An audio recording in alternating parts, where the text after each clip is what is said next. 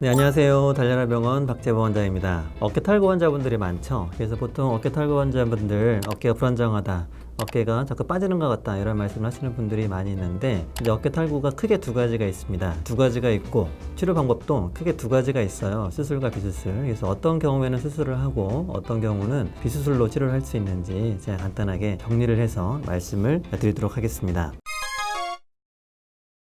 이 그림에서 보시면 이제 어깨 탈구, 우리가 습관성 어깨 탈구를 어깨 불안정증이라고 보통 얘기를 하거든요. 크게 외상성 어깨 탈구가 있고 또 비외상성 어깨 탈구가 있습니다. 외상성은 말에서 의미하는 것처럼 어떻게 한번 다친 히스토리가 있고 다친 이후로 반복적으로 계속해서 어깨가 불안정하거나 빠지는 현상을 말해요. 보통은 이제 단방향성, 주로 전방으로 앞쪽으로 어깨가 빠지게 되는데요. 전형적인 MRI 소견을 가지고 있습니다. 대개는 이런 경우에는 수술을 필요로 합니다. 그리고 이제 비외상성이 있는데요. 비외상성은 다치지는 않았는데 타고나기를 어깨가 약하게 타고나시는 분들이 있어요. 이런 경우에는 대개는 이제 단방향성이 아니고 여러 방향으로 어깨가 불안정하게 되고 완전히 빠지지는 않고 아탈구인 경우가 많습니다. 아탈구는 부분적인 탈구를 의미를 합니다. 한쪽만 그런 것이 아니라 타고나기를 똑같이 타고났으니까 양쪽 어깨에 그런 경우가 많겠죠. 그리고 이런 분들 보면은 전신인대 이완증이 있습니다. 그래서 나중에 그것도 제가 한번 그림으로 설명을 하겠습니다. 대개는 이런 경우는 타고난 부분에 문제가 있기 때문에 수술로 해결하는 것이 아니고 재활로 치료를 합니다. 그리고 중간 부분에 보면은 전신인대 이완이 있는 환자가 외상을 당해서 어깨 탈구가 생긴 경우도 있겠죠. 보통 이런 경우가 상당히 많습니다. 왜냐하면 이제 어깨가 약하신 분들이 쉽게 다치거든요. 쉽게 다쳐서 이제 외상성으로 되는 경우가 있습니다. 이런 경우는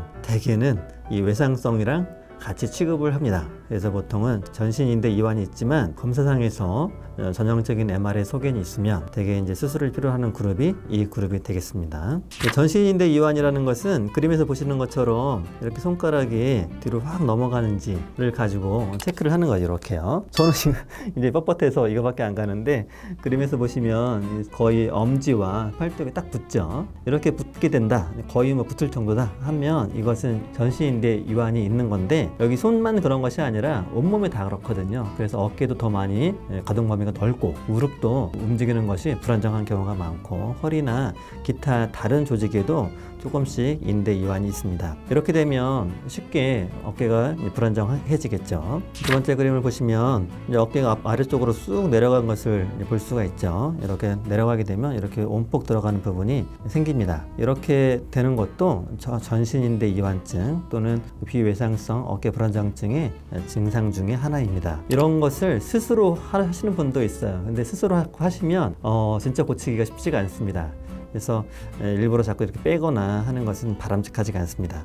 이 두 가지 그림이 있죠. 왼쪽에 있는 그림이 정상이고 오른쪽에 있는 그림이 전신인대 이완증이 있는 그림을 제가 그림을 표현한 것인데, 아래쪽에 있는 인대가 굉장히 중요하거든요. 그런데 인대가 원래는 조금 약간 타이트하게 되어 있어야 될 부분이 전신인대 이완증이 있는 경우에는 이렇게 뭔가 낭창낭창하게 되어 있죠. 굉장히 얇게 되어 있고 또 일반적인 경우보다 좀 여유 있게 이렇게 주머니가 넓게 되어 있는 것을 확인할 수가 있습니다. 약간 이제 뒤에서 보면 인대가 굉장히 두께도 얇아져 있는 것을 정상에 비해서 확인할 수가 있죠. 이렇게 인대가 약하면 자연적으로 어깨가 불안정할 수밖에 없고 모든 방향으로 어깨가 이제 불안정하게 됩니다. 이런 경우에는 타고난 문제이기 때문에 대개는 수술적 치료보다는 재활적인 치료로 치료를 하게 됩니다. 이런 치료는 나중에 또 기회 되는 대로 제가 운동하는 방법, 운동 재활 방법에 대해서 말씀을 드릴 기회를 갖도록 하겠는데, 주로 운동은 회전근개 강화 운동, 견갑골 주변의 근육을 강화하는 운동을 합니다. 이 동영상은 케빈 러브라는 선수가 어깨를 다치는 그런 과정이에요. 아까 팔이 당겨지는 그림이 영상이 조금 이따 슬로우 비디오로 나올 텐데요. 지금처럼 다쳐서 생기는 탈구, 이것은 이제 외상성 어깨 탈구, 외상성 어깨 불안정증인데요. 슬로우 비디오가 나옵니다. 지금 수비 선수가 팔을 확 당겨서 어깨가 빠지는 것을 볼 수 있죠. 케빈 러브 굉장히 유명한 선수죠. 어깨가 빠져서 지금 들어가고 있습니다. 이렇게 다쳐서 어깨가 빠지는 경우에는 아까 이제 어떤 MRI상에 특징적인 병변이 있다고 말씀을 드렸죠. 이런 경우에 대개는 수술을 필요로 합니다.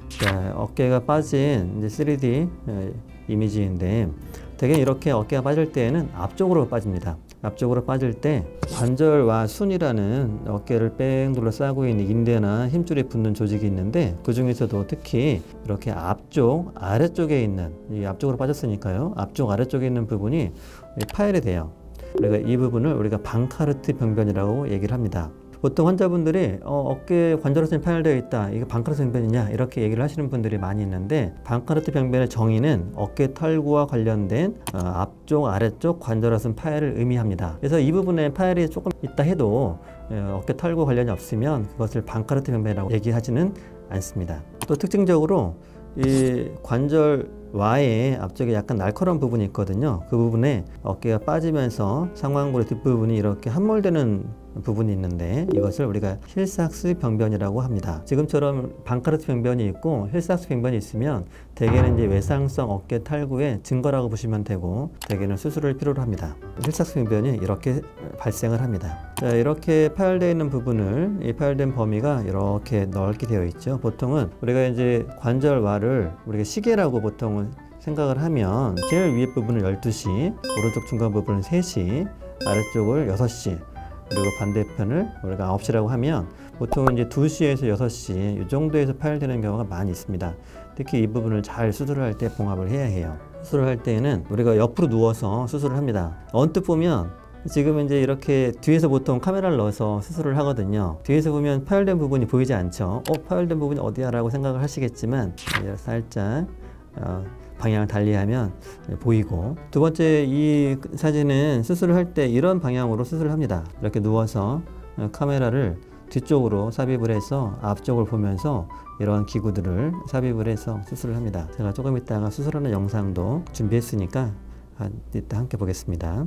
수술을 하게 되면 이렇게 떨어진 부분을 방카르트 병변을 봉합을 해서 수술을 합니다. 그림처럼 대개는 수술을 하는데요. 대개는 수술을 해주면 결과가 매우 좋아요. 그래서 적절한 방법으로 정확한 방법으로 수술을 보통 해야 하는데 어깨 탈구 수술의 키포인트라고 해서 제가 몇 가지 정리를 했습니다. 첫 번째는 이 관절막과 인대의 상방 이동 봉합을 해야 합니다. 원래 약간 파열되면서 아래쪽으로 약간 처지는 그 부분이 있거든요. 처진 부분을 살짝 위로 올려서 전반적으로 올려서 봉합을 해야 하고, 두 번째는 약간 바깥쪽으로 빠진 부분을 안쪽으로 이동을 해서 봉합을 해야 합니다. 그리고 세 번째는 적절한 범퍼를 만들어야 됩니다. 범퍼는 약간 튀어나온 부분을 의미를 합니다. 튀어나와 있어서 이 상완골의 머리 부분이 앞쪽으로 빠지는 부분을 조금 막아주는 턱을 의미를 해요. 어느 정도 턱이 있어야 빠지는 것을 막을 수가 있겠죠. 관절면에서 먼 쪽에 이 매듭을 만드는 것이 또한 중요합니다. 그리고 충분한 개수의 봉합 나사를 사용을 해서 튼튼하게 봉합을 하는 것이 또 매우 중요한데 저는 개인적으로 거의 대부분 4개를 사용을 하고 있습니다. 지금처럼 견고한 고정을 하고 전문적인 재활을 하면 대부분은 큰 문제 없이 잘 회복이 됩니다. 그래서 환자분들께 제가 늘상 말씀을 드리는 부분인데 수술을 하면 대부분 웬만한 스포츠 활동도 할 수 있다 라고 말씀을 드리고, 아까 보여드렸던 그 케빈 러브라는 선수도 지금 잘 활동을 하고 있어요. 수술 이후에요. 이 영상은 수술하는 부분을 제가 과정별로 설명을 하는 부분입니다. 언뜻 보시면 봉합을 해야 될 부분이 어디 있나 라고 생각할 정도로 숨어 있죠. 아래쪽으로, 턱 아래쪽으로 숨어 있습니다. 숨어 있는 부분을 잘 찾는 것이 매우 중요하고요. 그리고 이제 그 파열된 부분을 봉합을 할 자리를 만드는 과정인데 연골 부분을 일부를 조금 제거를 해야 조금 안쪽으로 이동을 해서 봉합을 할 수가 있습니다. 그리고 준비된 부분을 버라는 뼈를 가는 도구를 이용을 해서 이렇게 갈아서 우리가 이제 보통 수술을 할 때 어느 정도 피가 날 정도의 뼈를 갈아주는 것이 필요하거든요. 지금 버라는 도구로 이제 뼈를 살짝 갈아주고, 그리고 아까 숨어있던 인대나 관절화선 부분을 찾아서 준비를 하고 있는 과정인데요. 숨어있는 부분을 잘 찾아서 봉합을 하는 것이 매우 중요합니다. 그리고 그 다음은 이제 봉합 나사를 삽입을 할 자리를 만들고 있는 건데, 그림에서 보시는 것처럼 약간 그 턱에다가 이렇게 경계가 지는 턱에다가 봉합 나사를 박는 것이 아니라 약간 관절면 쪽에 박아야 안전하게 박을 수가 있고 조금 내측으로 이동이 가능합니다. 그리고 이제 실을 통과시키는 과정인데요. 약간 아래쪽 부분을 떠서 봉합을 해서, 이쪽 부분이 아래쪽이거든요. 아래쪽에 있는 부분을 떠서 위쪽으로 올려주는 부분이 반드시 필요합니다. 그리고 나사를 받고 실을 봉합을 하는 과정인데, 봉합을 할 때에는 이 매듭이 관절면과 먼 쪽에 매듭이 만들어져야 합니다. 관절면 쪽에 만약에 있다면 계속 움직이는 부분에 튀어나온 부분이 있게 되니까 관절을 상하게 할 수가 있겠죠. 나중에 관절염이 생길 수 있는 것을 방지하기 위해서는 이렇게 그림처럼, 사진에서처럼 먼 쪽에 매듭을 만들어야 합니다. 그리고 충분한 수의 나사를 박는 것이 중요한데, 아까 말씀드린 것처럼 저는 개인적으로 대부분의 경우 4개를 사용을 하고, 조금 범위가 넓다라고 생각이 되면 5개까지 사용을 합니다.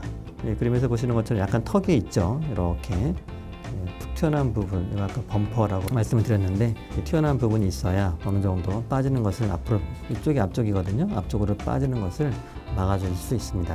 이렇게 수술을 보통 하게 되는데, 수술 시간은 보통은 제가 30분 이내에 끝나고, 제일 불편한 게 이제 보조기 착용을 하는 것이 불편한데, 이렇게 차는 보조기가 있거든요. 보조기를 보통은 6주를 착용을 합니다. 이 6주 동안이 제일 불편한 과정인데, 이제 이 6주 동안 팔을 자유롭게는 못 쓰지만 그래도 씻고 옷 갈아입고 가볍게 손 쓰고 또 사무직 하는 것은 할 수 있기 때문에 또 어느 정도 또 견딜 만한 시간은 됩니다. 2, 3개월 지나면 무거운 물건을 줄 수가 있고요. 왜냐하면 보통 이제 아까 봉합한 부분이 2, 3개월 지나면 튼튼하게 봉합이 됩니다. 그래서 그때는 무거운 물건을 줄 수가 있고, 정상적인 회복은 보통 4개월, 6개월 후에 가능하다고 보면 되겠습니다. 환자분들이 대개는 그렇게 많이 아프지는 않거든요. 그래서 언제 운동할 수 있는지 이 4개월, 6개월까지 계속해서 묻는 경우가 많이 있어요. 하지만 어느 정도 수술을 했을 때에는 안전하게 회복을 하는 것이 중요하기 때문에 제가 가능하면 4개월, 6개월 후에 운동을 할 수 있도록 권유를 하고 있습니다. 네, 여기까지인데요. 대개는 이제 어깨 탈구가 2가지가 있다라고 말씀을 드렸는데, 2가지 다 대부분 치료의 결과는 좋은 편입니다. 이 비외상성은 재활을 해주면 대부분 결과가 좋고, 또 외상성은 수술을 해주면 대개는 결과가 매우 좋아요. 그래서 어깨 탈구에 대해서 별로 두려움을 갖거나 할 필요가 없이, 아프다면 얼른 어깨 전문의의 진료를 받고 치료를 받는 것을 권하고 있습니다. 감사합니다.